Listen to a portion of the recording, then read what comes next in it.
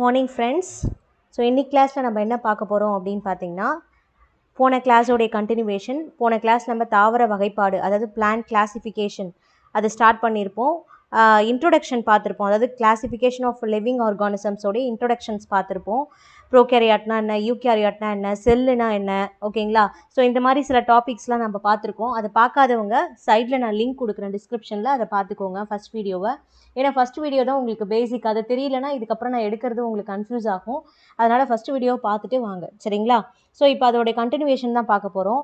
இந்த தாவர வகைப்பாடு அப்படின்னு எடுத்துக்கிட்டிங்கன்னா, இதுதான் வந்து நம்ம என்னன்னு சொல்லுவோம், டாக்ஸோனமின்னு சொல்லுவோம். நேற்று அது பார்த்தோம் இல்லையா? டாக்ஸோனமியோடைய டாக்ஸோனமி அப்படின்றது அப்படின்னா என்னென்னா கிளாசிஃபிகேஷன் ஆஃப் பிளான்ஸ் அப்படின்னு சொல்லுவாங்க இல்லையா? டாக்ஸோனா என்னன்னு சொல்லுவாங்க, அரேஞ்ச்மெண்ட்ஸ். நோமாஸ்னா லா அப்படின்னு சொல்லுவாங்க. ஃபாதர் ஆஃப் டாக்ஸோனமி தான் என்னது, கரோலஸ் லினேயஸ் அப்படின்லாம் நம்ம பார்த்தோம் இல்லையா? ஸோ அதோட கண்டினியூவேஷன்ஸ் தான் பார்க்க போகிறோம், வாங்க பார்க்கலாம். ஸோ இப்போ தாவர வகைப்பாடு.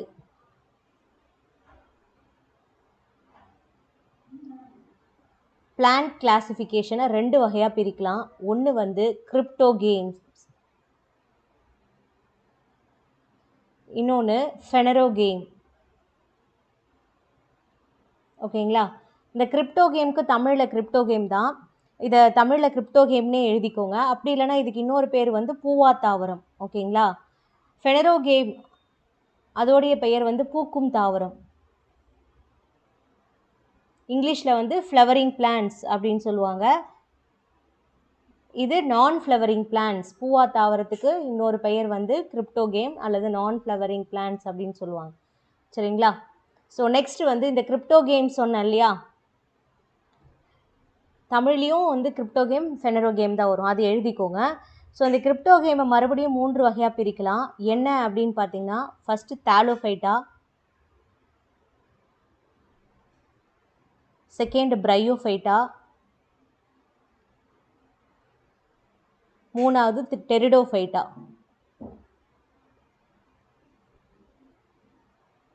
ஓகேங்களா?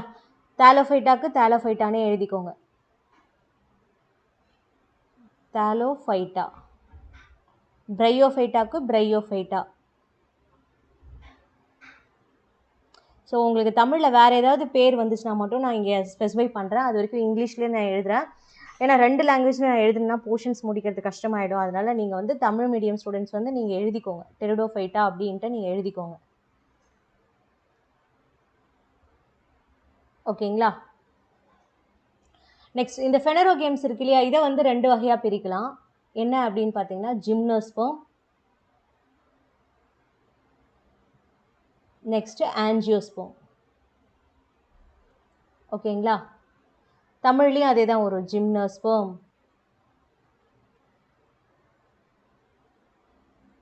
ஆஞ்சியோஸ்பெர்ம். ஓகேங்களா? ஸோ இந்த தாலோஃபைட்டா இருக்கு இல்லையா, இது கீழே மறுபடியும் உங்களுக்கு பிரிவு இருக்குது. என்ன பிரிவு அப்படின்னு பார்த்தீங்கன்னா, பாக்டீரியா, தமிழ்லேயும் அப்படியே எழுதிக்கோங்க, ஆல்கே, பாசிகள் அப்படின்னு சொல்லுவாங்க இல்லை, அது ஆல்காக்கள், தமிழில் வந்து ஆல்கா, ஓகேங்களா? நெக்ஸ்ட்டு பூஞ்சை. பூஞ்சைனா என்ன, ஃபங்கை. ஸோ லாஸ்ட்டாக வந்து இந்த டாப்பிக்லேயே நம்ம வைரஸும் பார்த்துலாம், பட் வைரஸ் இதில் வராது, பட் வைரஸையும் சேர்த்து நம்ம பார்க்க போகிறோம், சரிங்களா? நெக்ஸ்ட் பிரையோஃபைட்டா. பிரையோஃபைட்டானா இருவாழ்வி தாவரங்கள் அப்படின்னு சொல்லுவாங்க, அதாவது ஆம்பிபியஸ் பிளான்ட்ஸ் அப்படின்னு சொல்லுவாங்க. அதை நான் தெளிவாக எக்ஸ்பிளைன் பண்ணுறேன், இப்பொழுதுக்கு இது மட்டும் நீங்கள் ஞாபகம் வச்சுக்கோங்க.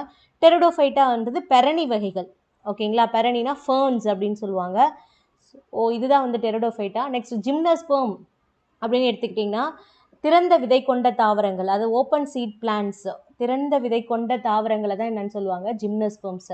அதே மாதிரி இந்த ஜிம்னோஸ்பெர்ம் வகை மரங்கள் எல்லாமே ரொம்ப உயரத்தில் காணப்படக்கூடிய மரங்கள், ரொம்ப உயரமாக இருக்கும், ஓகேங்களா? ஸோ அதனால தான் ஜிம்னோஸ்பெர்ம் வந்து ஓப்பன் சீட் பிளான்ட் சொல்கிறோம். நெக்ஸ்ட் ஆஞ்சியோஸ்பெர்ம்ஸ் வந்து க்ளோஸ்டு சீட் பிளான்ட்ஸ் அப்படின்னு சொல்லுவாங்க. ஸோ இதை வந்து 2 வகையாக பிரிக்கலாம் ஆஞ்சியோஸ்பெர்மை.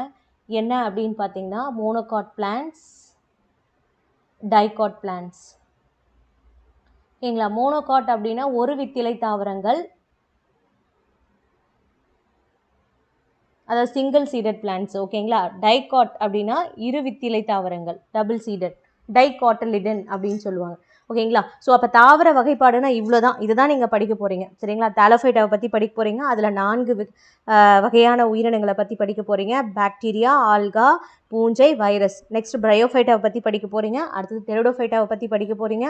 அது ஜிம்னஸ்பம், அப்புறம் ஆஞ்சியோஸ்பம். ஆஞ்சியோஸ்பமில் பர்டிகுலராக ஒரு வித்திலை தாவரங்கள், இரு வித்திலை தாவரங்கள் பார்க்க போகிறீங்க.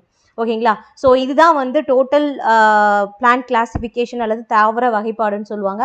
இந்த போர்ஷன் தான் உங்களுக்கு மேக்ஸிமம் பெரிய டாபிக் பாட்னியில் இருக்கிறதுலே 100% இந்த டாப்பிக்லேருந்து உங்களுக்கு கன்ஃபார்மாக கொஸ்டின்ஸ் இருக்குது. இந்த ஒரு டாபிக் நீங்கள் படித்தாலே போதும், கண்டிப்பாக 1 or 2 கொஸ்டின்ஸ் அட்டன் பண்ணிடலாம் பாட்னியிலேருந்து சரிங்களா.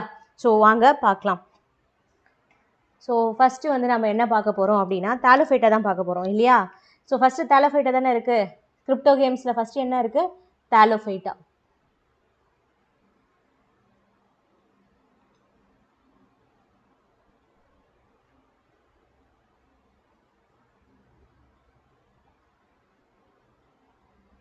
தாலோஃபைட்டாவில் ஸ்பெசிஃபிக்காக நம்ம என்ன பார்க்க போகிறோம் அப்படின்னா ஃபஸ்ட்டு பாக்டீரியா பார்க்க போகிறோம். ஓகேங்களா. பாக்டீரியா பற்றி தான் ஸ்பெசிஃபிக்காக பார்க்க போகிறோம். எல்லா கொஸ்டின்ஸும் கவர் பண்ண போகிறோம். அதாவது இதுக்கு முன்னாடி எக்ஸாமில் கேட்டது இதெல்லாம் கேட்கலாம் அப்படின்ற என்னுடைய assumption plus previous year question பேப்பர்ஸ்லேருந்து அனலைஸ் பண்ணி எதெல்லாம் கேட்க முடியுமோ அது எல்லாமே நான் கவர் பண்ணியிருக்கேன். மேக்ஸிமம் பாக்டீரியா அப்படின்னு எடுத்துக்கிட்டிங்கனாலே என்னால் ஷியோராக 100% சொல்ல முடியும். இதை மட்டும் நீங்கள் கவர் பண்ணிங்கனாலே கண்டிப்பாக கொஸ்டின்ஸ் இதுலேருந்து கேட்கலாம் சரிங்களா. ஸோ வாங்க பார்ப்போம். ஓகே, பாக்டீரியா என்பதனை முதல்ல கண்டுபிடிச்சவர் யார் அப்படின்னு பார்த்தீங்கன்னா ஆண்டன் வான் லீவன்ஹூக். ஆண்டன் வான் லீவன்ஹூக் இவர் தான் ஃபஸ்ட்டு பாக்டீரியாவை கண்டுபிடிச்சார். எப்போ அப்படின்னு பார்த்தீங்கன்னா 1675. அதே மாதிரி உலகில் முதலில் தோன்றிய உயிரினம் எது அப்படின்னு கேட்டனாலும் அது பாக்டீரியா தான். ஸோ ஃபஸ்ட்டு உலகில் தோன்றிய உயிரினம் எது அப்படின்னு கேட்டாங்கன்னா பாக்டீரியா தான் வரும் சரிங்களா. பாக்டீரியா பற்றிய படிப்பிற்கு என்ன பெயர், பாக்டீரியாலஜி. பாக்டீரியா பற்றிய படிப்பிற்கு பாக்டீரியாலஜி என்று பெயர். கேட்க மாட்டாங்க, பட் ஜஸ்ட் தெரிஞ்சு வச்சுக்கோங்க. அடுத்த பாயிண்ட் என்ன அப்படின்னு பார்த்தீங்கன்னா பாக்டீரியா என்ற சொல்லை முதலில் அறிமுகப்படுத்தியவர், அதாவது சொல்லை கண்டுபிடித்தவர் அப்படின்னு பார்த்தீங்கன்னா ஏரன்பர்க். முக்கியமான கொஸ்டின், ஏரன்பர்க் 1829. ஓகேங்களா. ஏரன்பர்க் என்பவர் தான் முதல்ல பாக்டீரியா என்ற சொல்லை அறிமுகம் செய்தவர். ஓகேங்களா. அதே மாதிரி இந்த பாக்டீரியா இருக்கு இல்லையா, அதோடைய குறுக்களவு எவ்வளவு இருக்கும் அப்படின்னு பார்த்தீங்கன்னா 0.2 to 1.5. 0.2 to 1.5 குறுக்களவு with.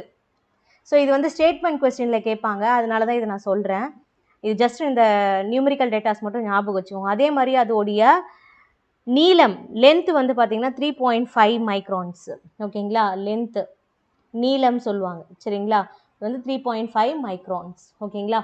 ஸோ இது ஜஸ்ட்டு தெரிஞ்சு வச்சுக்கோங்க, ஸ்டேட்மெண்ட் கொஸ்டின்ஸில் கேட்குறதுக்கு சான்சஸ் இருக்குது. அதே மாதிரி பாக்டீரியா வந்து எந்த தொகுதி கீழே வரும் அப்படின்னு பார்த்தீங்கன்னா தாலோஃபைட்டா கீழே வரும். தாலோஃபைட்டா பூவா தாவரத்தை சார்ந்தது, அதாவது கிரிப்டோகேம் வகையை சார்ந்தது, அது மட்டும் ஞாபகம் வச்சுக்கோங்க. அதே மாதிரி இது வந்து ப்ரோகேரியாட்டிக் செல். பாக்டீரியான்றது எதுக்கு எடுத்துக்காட்டு, ப்ரோகேரியாட்டிக். ப்ரோகேரியாட்டிக்னா என்னன்னு சொன்னேன், போன கிளாஸ்லேயே சொல்லியிருப்பேன். தெளிவான உட்கரு காணப்படாத செல்களை தான் என்னன்னு சொல்லுவாங்க, ப்ரோகேரியாட்டிக் செல் அப்படின்னு சொல்லுவாங்க. இதில் வந்து செல் நுண்ணுறுப்புகள் காணப்படாது, அதற்கு பதிலாக என்ன இருக்கும், நியூக்ளியோலஸ் இருக்கும், அதாவது செல் உட்கரு மணி இருக்கும். அதாவது டிஎன்ஏ காணப்படும் சரிங்களா. டிஎன்ஏ மட்டும்தான் இருக்கும், மற்றபடி வந்து நியூக்ளியர் மெம்பரைன், நியூக்ளியாய்டு அந்த மாதிரிலாம் இருக்காது சரிங்களா. அதனால தான் இது என்னன்னு சொல்கிறோம், ப்ரோகேரியாட்டிக் செல் அப்படின்னு சொல்கிறோம் சரிங்களா.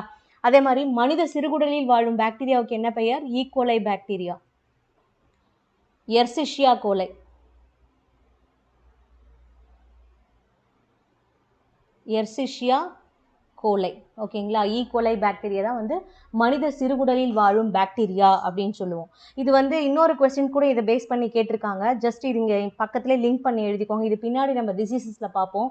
இந்த ஈகோலை பாக்டீரியாவோடைய ஜீன் மாற்றத்தால், அதாவது ஜீன் டிரான்ஸ்ஃபார்மேஷனால தான் உங்களுக்கு என்ன மருந்து தயாரிப்பாங்க, இன்சுலின் என்ற மருந்து தயாரிப்பாங்க. அதாவது டயபெட்டிஸ் பேஷண்ட்ஸ் இருக்காங்க இல்லையா, ஸோ அவங்களுக்கு இன்சுலின் இன்ஜெக்ஷன்ஸ் போடுறாங்க இல்லையா, ஸோ இன்சுலின் டேப்லெட்டாக அவைலபிளாக இருக்குது. இது எல்லாமே எதுலேருந்து தயாரிக்கிறாங்க அப்படின்னா ஒரு பாக்டீரியாவிலேருந்து தான் தயாரிக்கிறாங்க, பை ஜீன் டிரான்ஸ்ஃபார்மேஷன். அது என்ன மருந்து, என்ன பாக்டீரியா அப்படின்னு கேட்டிருக்காங்க எக்ஸாமில், ஈகோலை பாக்டீரியா சரிங்களா.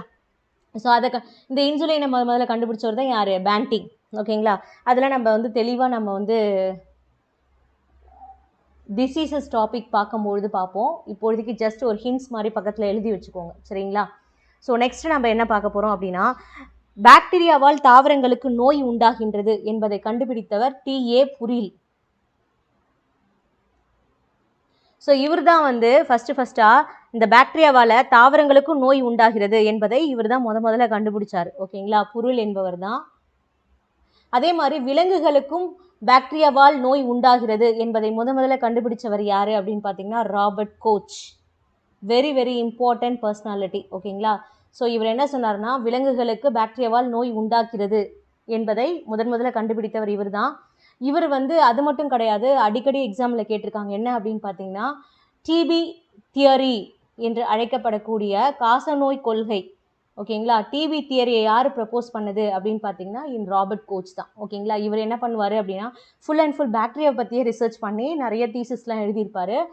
மெயினாக வந்து கோழிகளில் வந்து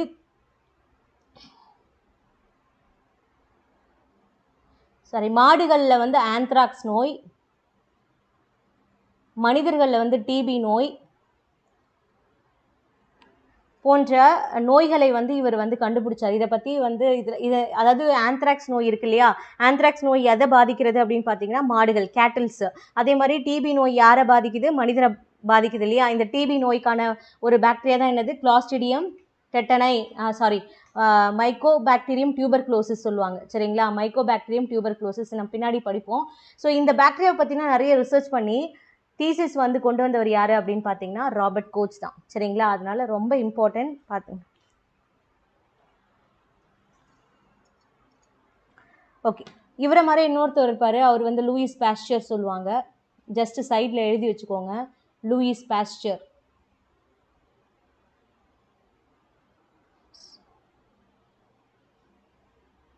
ஸோ இந்த லூயிஸ் பாஸ்டர் என்ன பண்ணுவார் அப்படின்னு பார்த்தீங்கன்னா, வைரஸ் பற்றிய கொள்கையை வந்து வெளியிட்டுவார். அதாவது வெறிநாய்க்கடி வந்து யார் மருந்து கண்டுபிடிச்சவர் யார் அப்படின்னு கேட்பாங்க, லூயிஸ் பாஸ்டர் தான். சரிங்களா, அது மட்டும் இல்லாமல் இவர் வந்து இந்த மாதிரி நுண்ணுயிர்களுடைய ஆராய்ச்சிகளை மேற்கொண்டு அதை வந்து ஜெர்ம் கொள்கை அல்லது ஜெர்ம் தியரி என்ற ஒரு தியரியை வந்து ப்ரப்போஸ் பண்ணுவார்.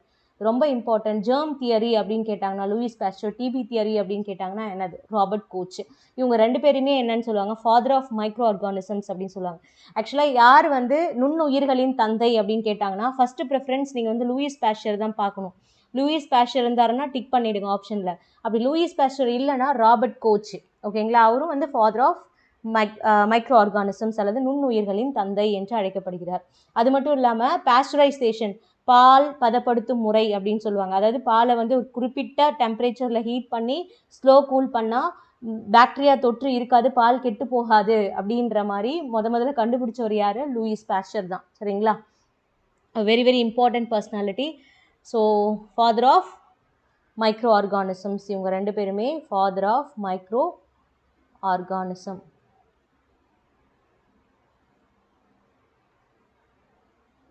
ஸோ இது வந்து நம்ம மாடுகளில் ஆந்த்ராக்ஸ் நோய் சொன்னாலே, அதே மாதிரி கோழிகளில் வந்து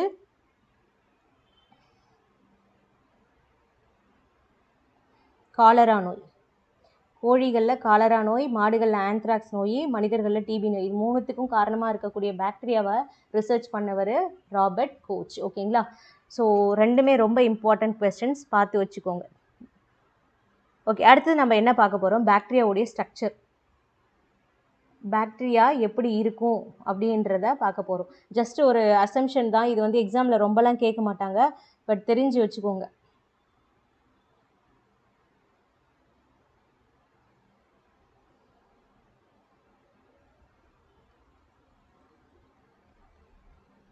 ஸோ இதுதான் இப்போ பாக்டீரியா. சரிங்களா,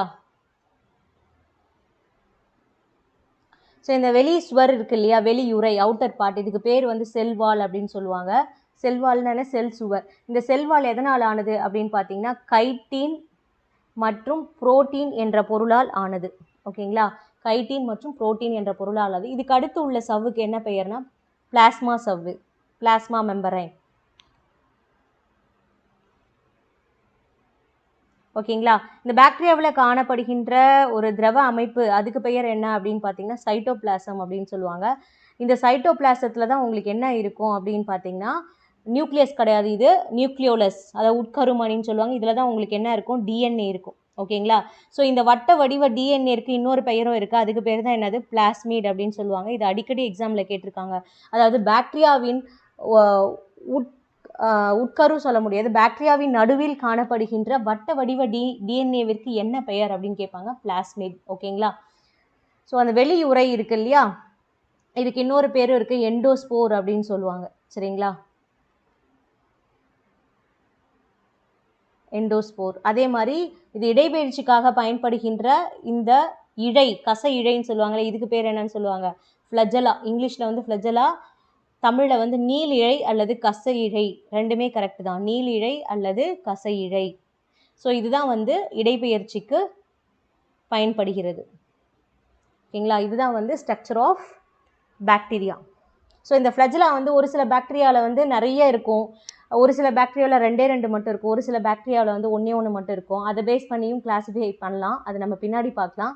ஸோ இது வரைக்கும் நம்ம பேசிக் பார்த்தாச்சு, பாக்டீரியா பற்றி இன்ட்ரடக்ஷன் பார்த்தாச்சு, அதோடைய ஸ்ட்ரக்சர் பார்த்தாச்சு. நெக்ஸ்ட்டு அதோடைய டைப்ஸ். ஸோ பாக்டீரியாவுடைய டைப்ஸ் பேஸ்ட் ஆன் ஷேப்ஸ், அதாவது வடிவத்தை கொண்டு பாக்டீரியாவை எப்படி பிரிக்கலாம் அப்படின்னு பார்த்தீங்கன்னா, பாக்டீரியாவுடைய டைப்ஸ் பேஸ்ட் ஆன் ஷேப். ஓகேங்களா, ஷேப்பை பொறுத்து பாக்டீரியாவை எப்படிலாம் நம்ம பிரிக்கலாம் அப்படின்னு பார்த்தீங்கன்னா, ஃபஸ்ட்டு வந்து கோக்கஸ். ஸோ கோள வடிவ பாக்டீரியாவுக்கு தான் என்ன பெயர், கோக்கஸ் அப்படின்னு சொல்லுவாங்க. இது வந்து மேட்ச்சில் ரிப்பீட்டடாக கேட்டிருக்காங்க. ஸ்பெரிக்கல் ஷேப் பாக்டீரியாவுக்கு இன்னொரு பேர் என்ன, கோள வடிவ பாக்டீரியா, அதுக்கு தான் என்னன்னு சொல்லுவோம், கோக்கஸ்ன்னு சொல்லுவோம். தமிழ்லேயும் கோக்கஸ் தான். சரிங்களா. நெக்ஸ்ட் இந்த கோக்கஸே வந்து 2 வகை இருக்குது. என்ன அப்படின்னு பார்த்தீங்கன்னா, ஒரே ஒரு கோள வடிவ பாக்டீரியா இருந்தால் அதுக்கு பேர் வந்து கோக்கஸ். அதுவே 2 பாக்டீரியா இருந்துச்சுன்னா செயின் வடிவில், இதுக்கு பேர் என்னது, டிப்ளோகோக்கஸ். இதை வந்து அப்படியே தமிழே எழுதிக்கோங்க. அதுவே ஒரு செயின் மாதிரி, ஒரு லாங் செயின் மாதிரி நிறைய கோள வடிவ பாக்டீரியா வந்து காணப்பட்டுச்சுன்னா அதுக்கு பேர் என்னது, streptococcus. Very very important, repeated question இதில் வந்து கேட்டிருக்காங்க, ஸ்ட்ரெப்டோகோக்கஸ். ஒன்று வந்து எப்படி கேட்கலான்னா, கோள வடிவ பாக்டீரியாக்கள் சங்கிலி வடிவில் காணப்பட்டால் அதற்கு என்ன பெயர் அப்படின்னு கேட்பாங்க, ஸ்ட்ரெப்டோகோக்கஸ். அப்படி இல்லைன்னா இந்த ஸ்ட்ரெப்டோகோக்கஸோடைய முக்கியமான ஒரு கொஸ்டின்ஸ் அடிக்கடி ரிப்பீட்டடாக கேட்குறது என்ன அப்படின்னு பார்த்தீங்கன்னா, இது தொண்டையில் புண்ணை ஏற்படுத்தக்கூடிய பாக்டீரியா. ஓகேங்களா, தொண்டை புண் சொல்கிறோம் இல்லையா, ஸோ த்ரோட் இன்ஃபெக்ஷன்ஸை ஏற்படுத்தக்கூடிய பாக்டீரியா தான் இந்த ஸ்ட்ரெப்டோகோக்கஸ். அப்படி இல்லைனா இன்னொரு இம்பார்ட்டன்ட் கொஸ்டின்ஸ் இதுலேயும் கேட்கலாம், என்ன அப்படின்னு பார்த்தீங்கன்னா, ஸோ இந்த பாக்டீரியாவால் தான் என்ன நோய் உண்டாகும் அப்படின்னு பார்த்தீங்கன்னா, ஆர்ஹெச்டி, அதாவது ருமேட்டிக் ஹார்ட் டிசீஸ் அப்படின்னு சொல்லுவாங்க. ருமேட்டிக் இதய நோய் என்று அழைக்கப்படக்கூடிய நோயை உருவாக்கக்கூடிய பாக்டீரியா என்னது, இந்த ஸ்ட்ரெப்டோகோக்கஸ். அப்படின்னா என்னென்னா, இதய வால்வுகள் நிரந்தரமாக பழுதடைஞ்சிரும். சரிங்களா. ஸோ அது எதனால் ஏற்படுகிறதுனா, இந்த ஸ்ட்ரெப்டோகோக்கஸ் பாக்டீரியாவால் தான் ஏற்படுகிறது. சரிங்களா. ஸோ இது எல்லாமே எக்ஸாம் ஓரியன்ட் கொஸ்டின். ஓகேங்களா, தொண்டையில் புண்ணை ஏற்படுத்தக்கூடிய பாக்டீரியா ஸ்ட்ரெப்டோகோக்கஸ், ருமேட்டிக் இதய நோயை ஏற்படுத்தக்கூடியது ஸ்ட்ரெப்டோகோக்கஸ், அல்லது இதய வால்வுகள் நிரந்தரமாக பழுதடையக்கூடிய நோயின் பெயர் என்ன அப்படின்னு கேட்பாங்க, ருமேட்டிக் இதய நோய். சரிங்களா. So next second one, rod shape bacteria, அதாவது பேசிலஸ் அப்படின்னு சொல்லுவாங்க. இது வந்து ராட் ஷேப் பாக்டீரியா, குச்சி வடிவ பாக்டீரியா அப்படின்னு சொல்லுவாங்க தமிழில். இங்கிலீஷில் வந்து ராட் ஷேப் பாக்டீரியா, குச்சி மாதிரி இருக்கும். சரிங்களா. இது 1 இருந்துச்சுன்னா பேசிலஸ், அதுவே இப்படி 2 இருந்துச்சுன்னா அதுக்கு பேர் என்னது, டிப்ளோபேசிலஸ். டிப்ளோபேசிலஸ். அதுவே இப்படி நிறைய இருந்துச்சுன்னா அதுக்கு பேர் என்னது, ஸ்ட்ரெப்டோபேசிலஸ். ஓகேங்களா, ஜஸ்ட் தெரிஞ்சு மட்டும் வச்சுக்கோங்க, மேட்ச்சில் கேட்பாங்க இது. அடுத்தது 3வது என்ன அப்படின்னு பார்த்தீங்கன்னா, இந்த பேசிலஸ்க்கு பெஸ்ட் எக்ஸாம்பிள் வந்து எந்த பாக்டீரியா அப்படின்னு பார்த்தீங்கன்னா, பேசிலஸ்க்கு கார்னி பாக்டீரியம். எக்ஸாம்பிள் வேணால் எழுதிக்கோங்க, Carney bacterium. So Carney bacterium அப்படின்றது எந்த நோயை ஏற்படுத்தும், யாருக்காவது ஐடியா இருக்கா? கார்னி பாக்டீரியம் டிப்தீரியே அப்படின்னு படிப்பீங்க. டிப்தீரியா நோயை ஏற்படுத்தக்கூடிய பாக்டீரியா தான் என்னது, கார்னி பாக்டீரியம். சப்போஸ் கேட்கலாம், டிப்தீரியா நோயை ஏற்படுத்தக்கூடிய பாக்டீரியாவின் வடிவம் என்ன அப்படின்னு கேட்டாங்கன்னா, கீழே 4 ஆப்ஷன்ஸ் கொடுத்து கேட்டாங்கன்னா ஆன்சர் என்ன வரும், ராட் ஷேப்டு பாக்டீரியா, குச்சி வடிவ பாக்டீரியா. சரிங்களா. ஓகே, அடுத்தது கமா வடிவ பாக்டீரியா, காட்புள்ளி வடிவம் அல்லது கமா வடிவம் அப்படின்னு சொல்லுவாங்க. கமா ஷேப் பாக்டீரியா அல்லது காட்புள்ளி வடிவம், தமிழில் வந்து காட்புள்ளி. காட்புள்ளி வடிவம். இது வந்து பார்த்தீங்கன்னா விப்ரியோ காலரே, வெரி வெரி இம்பார்ட்டன்ட், நிறைய தடவை எக்ஸாமில் கேட்டிருக்காங்க, பட் ரொம்ப பேசிக் கொஸ்டின் இது. ஓகேங்களா, காலரா நோயை ஏற்படுத்தக்கூடிய விப்ரியோ காலரே என்ற பாக்டீரியா எந்த வடிவம்? கமா வடிவம். ஓகேங்களா, இப்படி இருக்கும், உங்களுக்கு தெரியும். ஸோ நெக்ஸ்ட் 4வது வந்து பார்த்தீங்கன்னா spiral shape bacteria, spiral shape அல்லது சுருள் வடிவ பாக்டீரியா, அல்லது இதுக்கு இங்கிலீஷில் இன்னொரு பேர் ரிப்பன் வடிவம் பாக்டீரியா. இது இங்கேயும் ரிப்பன் வடிவம். இது எல்லாமே என்ன அப்படின்னு பார்த்தீங்கன்னா ஸ்பைரலம். ஸ்பைரலம், அந்த பாக்டீரியா பேர் என்ன? ஸ்பைரிலம். பெஸ்ட் எக்ஸாம்பிள் என்ன அப்படின்னு பார்த்தீங்கன்னா ஆக்வாஸ்பைரலம் செர்பன்ஸ். ஆக்வாஸ்பைரிலம் செர்பன்ஸ். ஓகேங்களா, ஸோ இது எல்லாமே வந்து பாக்டீரியாவுடைய டைப்ஸ் பேஸ்ட் ஆன் ஷேப்ஸ். ஓகேங்களா, வடிவத்தை கொண்டு பாக்டீரியாவை நம்ம வகைப்படுத்தினா இந்த 4 வகை தான் வரும். இதை மேட்ச்சில் அடிக்கடி கேட்பாங்க. முக்கியமாக அந்த ஸ்ட்ரெப்டோகோக்கஸை பார்த்துக்கோங்க, விப்ரியோ காலரை பார்த்துக்கோங்க. ஸோ நெக்ஸ்ட் வந்து கோக்கஸ்னால் என்ன வடிவம், ஸ்பைரல்னா என்ன வடிவம், ராட் ஷேப்னா என்ன வடிவம் அப்படின்றத பார்த்து வச்சுக்கோங்க. சரிங்களா, ஸோ நெக்ஸ்ட் போலாமா? அடுத்தது வந்து பார்த்தீங்கன்னா பாக்டீரியாவுடைய டைப்ஸு பேஸ்ட் ஆன் ஃப்ளஜெல்லா. ஓகேங்களா, அதாவது கசை இழையை பொறுத்து பாக்டீரியாவை 3 வகையாக பிரிக்கலாம். ஓகேங்களா, கசை இழைனா என்னது? நீல் இழை, ஃப்ளஜெல்லான்னு சொன்னா இல்லையா, லொகோமோஷன் அல்லது அதோடைய மூமெண்ட்டுக்காக பயன்படக்கூடிய ஒரு இழை போன்ற அமைப்பு. பாக்டீரியா ஃபுல்லாக ஒரு இழை போன்ற அமைப்புகள் காணப்படும், அதுதான் வந்து கசை இழை அல்லது ஃப்ளஜெல்லான்னு சொல்கிறோம். சரிங்களா, ஸோ ஃபஸ்ட்டு வந்து பார்த்தீங்கன்னா ஆம்ஃபிட்ரைக்கஸ். தமிழ்லேயும் அதே தான் வரும், ஆம்ஃபிட்ரைக்கஸ். ஸோ இதெல்லாம் ஃபஸ்ட்டு டைம் சயின்ஸ் படிக்கிறவங்களுக்கு கொஞ்சம் கஷ்டமாக தான் இருக்கும், பட் நீங்கள் படிக்க படிக்க உங்களுக்கு வந்து இது வந்துடும். சரிங்களா, புரிஞ்சுக்கிட்டு படிச்சிங்கன்னா கண்டிப்பாக இது வந்து மனசில் நின்றுடும். ஓகேங்களா, ஆம்ஃபிட்ரைக்கஸ் அப்படின்னா ஸோ இதான் பாக்டீரியா அப்படின்னு வச்சுக்கோங்களேன்.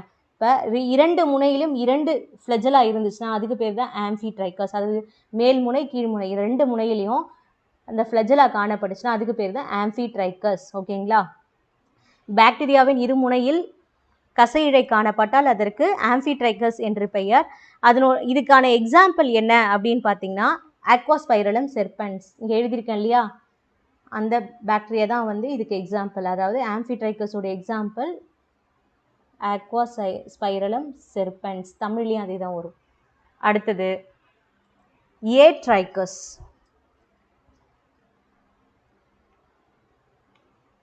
ஏட்ரைக்கஸ்.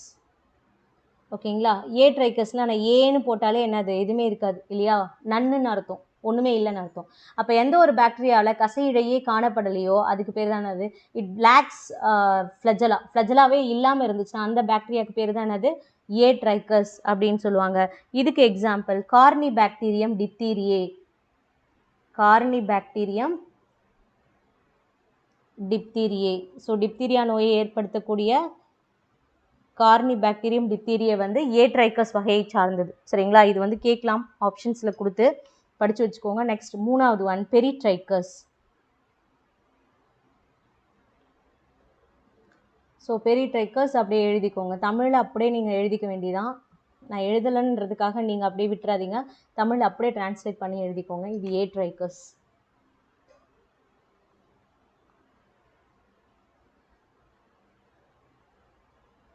ஓகேங்களா, ஸோ ஏட்ரைக்கஸ் அப்படின்னா பாக்டீரியா முழுவதும் ஃப்ளஜெல்லா இருந்துச்சுன்னா, அதாவது எல்லா பகுதியிலையும் உங்களுக்கு நிறைய ஃப்ளஜெல்லா இருந்துச்சுன்னா அதுக்கு பேர் தான் என்னது? பெரிட்ரைக்கஸ் அப்படின்னு சொல்லுவாங்க. இதுதான் வந்து என்னது? பெரிட்ரைக்கஸ்.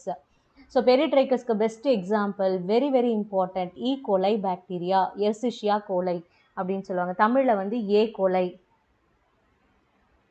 ஓகேங்களா, தமிழில் ஏ கோலை, சாரி ஏ தான், இது ஏ இல்லை, ஏ கோலை. ஏ கோலை பாக்டீரியா. ஓகேங்களா, மனிதனின் சிறுகுடலில் வாழும் பாக்டீரியா. இதுலேருந்து தான் என்ன தயாரிப்பாங்க? இன்சுலின் தயாரிப்பாங்க. ஜீன் டிரான்ஸ்ஃபார்மேஷன், அதாவது ஜெனட்டிக் இன்ஜினியரிங் அல்லது டெக்னாலஜி யூஸ் பண்ணி வந்து என்ன பண்ணுவாங்க? இன்சுலின் என்ற மருந்தை தயாரிப்பாங்க. சரிங்களா, ஸோ இது வரைக்கும் நம்ம 2 டைப்ஸ் பார்த்துட்டோம் இல்லையா, பாக்டீரியாவுடைய டைப்ஸு. நெக்ஸ்ட் நம்ம என்ன பார்க்க போகிறோம் அப்படின்னு பார்த்தீங்கன்னா ரீப்ரொடக்ஷன், பாக்டீரியாவுடைய ரீப்ரொடக்ஷன்.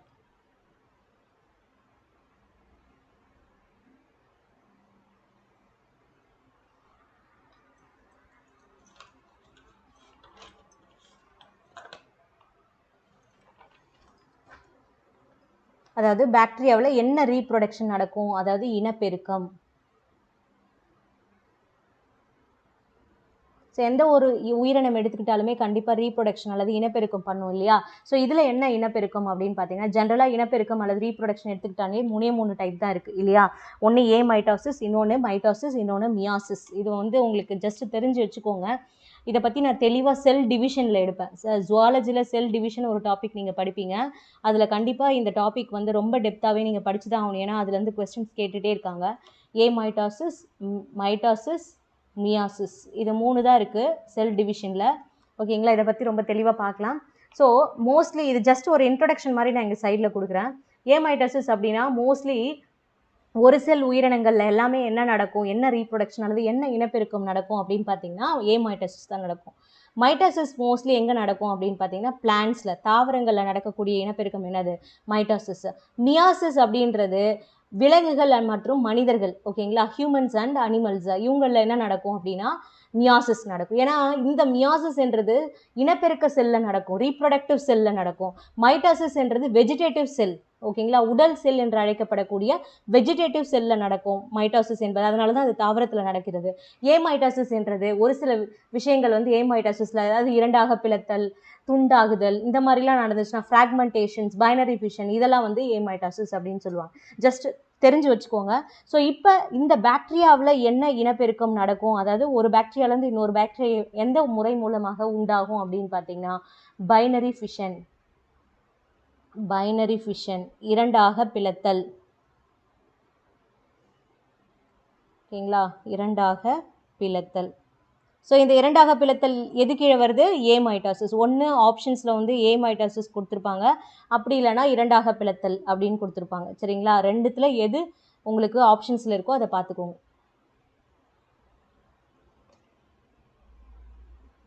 ஓகே, இனப்பெருக்கம் முடிச்சாச்சா. அடுத்தது நம்ம பார்க்க போகிறது மோட் ஆஃப் நியூட்ரிஷன், பாக்டீரியாவுடைய ஊட்டமுறை. மோட் ஆஃப் நியூட்ரிஷன்ஸ், ஊட்டமுறை. ஸோ ஊட்டமுறை அல்லது மோட் ஆஃப் நியூட்ரிஷனாக ஒன்றும் கிடையாது. நம்ம எப்படி ஃபுட்டை எடுத்துக்கிறோம். ஜெனரலாக இப்போ நம்ம பிளான்ஸ் வந்து பார்த்திங்கன்னா ஃபுட்டு எப்படி தயாரிக்குது, அது வந்து பார்த்திங்கன்னா நேச்சுரலாகவே தயாரிக்குது, அதுவாக தயாரிச்சிக்குது இல்லையா. ஸோ சன்லைட் யூஸ் பண்ணி குளோரோஃபில் பயன்படுத்தி என்ன தயாரிச்சிக்குது, ஃபோட்டோசிந்தசிஸ், ஒளிச்சேர்க்கை மூலமாக அதோட உணவான ஸ்டார்ச்சை அதுவே தயாரிச்சிக்குது இல்லையா.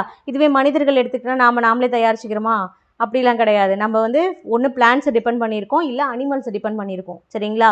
ஸோ அப்போ நம்ம வந்து எந்த ஊட்டமுறையில் வருவோம், ஹெட்ரோட்ரோபிக் ஊட்டமுறை. ஓகேங்களா, 2 இருக்குது. ஸோ மோட் ஆஃப் நியூட்ரிஷன் அப்படின்னாலே 2 இருக்குது. ஒன்று ஆட்டோட்ரோப்ஸ்,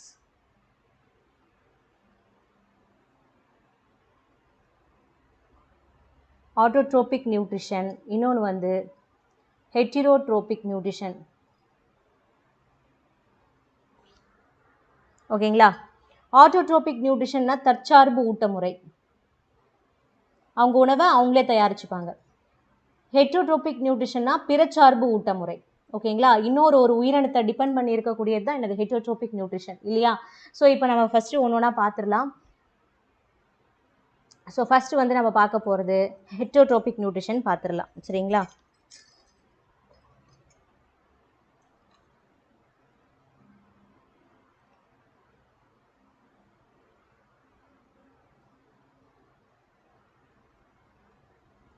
ஹெட்ரோட்ரோபிக் நியூட்ரிஷன் அல்லது பிறச்சார்பு ஊட்டமுறை.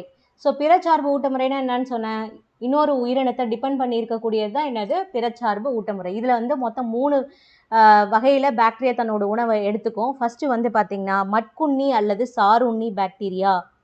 Very very important, repeated question இது கேட்டிருக்காங்க. மட்குண்ணி அல்லது சாருண்ணி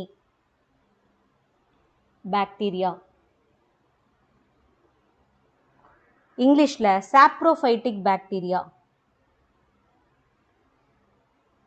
ஸோ அப்படின்னா என்ன அர்த்தம் அப்படின்னா, இந்த வகையான பாக்டீரியாக்கள் இறந்து போன உடலங்கள் இருக்கு இல்லையா, அந்த இறந்து போன உடலங்களில் நொதிகளை செலுத்தி அந்த நொதிகள் மூலமாக அது என்ன பண்ணும், அந்த நொதிகளை செரிக்க செய்து அதனிடமிருந்து உணவை எடுத்துக்கும். சரிங்களா, இதுதான் வந்து மட்குண்ணி அல்லது சாருண்ணி பாக்டீரியா. உடல்களின் மேல், இறந்த உடல்களின் மேல் சுரந்து அவைகளை செரிக்க செய்து உணவை பெறுகின்றன. எடுத்துக்காட்டாக பேசிலஸ் சப்டிலிஸ். ஸோ உங்களுக்கு இந்த எக்ஸ்ப்ளனேஷன்லாம் இம்பார்ட்டன்ட் கிடையாது, ஜஸ்ட் புரிஞ்சு வச்சுக்கோங்க. உங்களுக்கு வந்து எப்படி கொஸ்டின் கேட்பாங்கன்னா இந்த எக்ஸாம்பிள் தான் கேட்பாங்க உங்களுக்கு. கீழே கொடுக்கப்பட்டு உள்ளவைகளில் மட்குண்ணி பாக்டீரியா வகை சார்ந்த உயிரினம் எது அப்படின்னு கேட்பாங்க. ஓகேங்களா? ஸோ அதனால் மட்குண்ணி அல்லது சாறு உண்ணினா என்ன பாக்டீரியா வரும் அப்படின்னு பார்த்து வச்சுக்கோங்க. நெக்ஸ்ட்டு வந்து பார்த்தீங்கன்னா ஒட்டுண்ணி பாக்டீரியா. ஒட்டுண்ணி பாக்டீரியா அப்படின்னா பாராசைட்டிக் பாக்டீரியா.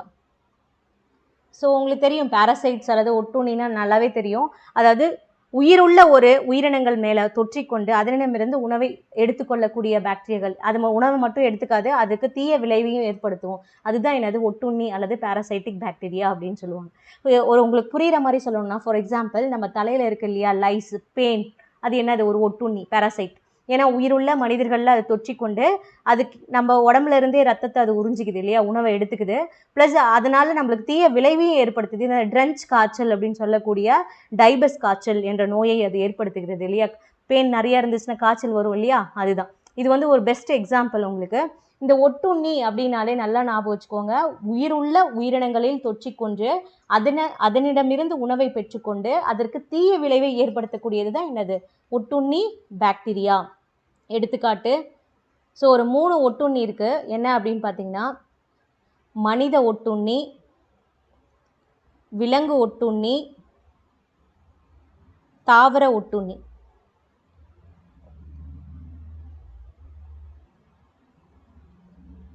ஸோ இங்கிலீஷில் என்ன சொல்லுவாங்க அப்படின்னு பார்த்தீங்கன்னா ஹியூமன் பேராசைட், இது அனிமல் பேராசைட், இது என்னது பிளான்ட் பேராசைட். ஓகேங்களா? இது வந்து ஸ்ட்ரெயிட்டாகவே எக்ஸாமில் கேட்பாங்க. ஹியூமன் பேராசைட்னா அப்போ எந்த பாக்டீரியா வந்து மனிதர்களில் ஒட்டிக்கொண்டு அது தீய விளைவை ஏற்படுது. For example cholera. So cholera என்ற நோயை ஏற்படுத்தக்கூடிய பாக்டீரியா வந்து என்னது விப்ரியோ காலரே. ஸோ விப்ரியோ காலரே வந்து என்னது ஒரு பாக்டீரியா, அது மனிதர்களில் தொற்றிக்கொண்டு நம்மளுக்கு தீய விளைவை ஏற்படுத்துகிறது. அப்படி இல்லைனா டிபி, மைக்கோபாக்டீரியம் டியூபர்குலோசிஸ், அதுவும் என்னதான் பாக்டீரியா. ஸோ இந்த ஹியூமன் டிசீசஸ், அதாவது பாக்டீரியாவால் ஏற்படக்கூடிய மனித நோய்கள் அனைத்துமே எதில் வரும், மனித ஒட்டுண்ணியில் வரும். அதுவே அனிமல் அப்படின்னு பார்த்தீங்கன்னா ஆந்த்ராக்ஸ் நோய். ஸோ மாடுகள், ஆடுகள், அதாவது கேட்டல்ஸ்ன்னு சொல்லுவோம், கால்நடைகள் இருக்கு இல்லையா, அந்த கால்நடைகளுக்கு பாக்டீரியாவால் ஏற்படக்கூடிய நோய் தான் என்னது ஆந்த்ராக்ஸ் நோய் அப்படின்னு சொல்லுவாங்க. அப்போ ஆந்த்ராக்ஸ்ன்றது அனிமல் பேராசைட்ஸ். அது பிளான்ட் பேராசைட்ஸ். எந்த தாவரத்தெல்லாம் பாக்டீரியா தாக்குகிறதோ அது எல்லாமே என்னது தாவர ஒட்டுண்ணி அப்படின்னு சொல்லுவாங்க. பெஸ்ட் எக்ஸாம்பிள் சிட்ரஸ் கேன்கர் என்பது நோய். ஓகேங்களா? இது வந்து ஒரு நோய், ஒரு டிசீஸு. இதை ஏற்படுத்தக்கூடிய பாக்டீரியா தான் என்னது பிளான்ட் பேராசைட் அப்படின்னு சொல்லுவாங்க. இது எந்த பாக்டீரியா ஏற்படுத்தும், ஜாந்தோமோனஸ் சிட்ரி. ஓகேங்களா? ஜாந்தோமோனஸ் சிட்ரி என்ற பாக்டீரியா வந்து எலும்புச்சம்பழத்தில் சிட்ரஸ் கேன்கர் என்ற நோயை ஏற்படுத்துகிறது. தாவர ஒட்டுண்ணி எது வரும், ஜாந்தோமோனஸ் சிட்ரி. தமிழில் இது எல்லாமே தமிழில் அப்படியே எழுதிக்கோங்க. இதோட உங்களுக்கு என்ன முடியுது, பாராசைட் முடியுது. நெக்ஸ்ட் 3வது நம்ம என்ன பார்க்க போகிறோம் அப்படின்னு பார்த்தீங்கன்னா அடுத்தது கூட்டுயிர் பாக்டீரியா.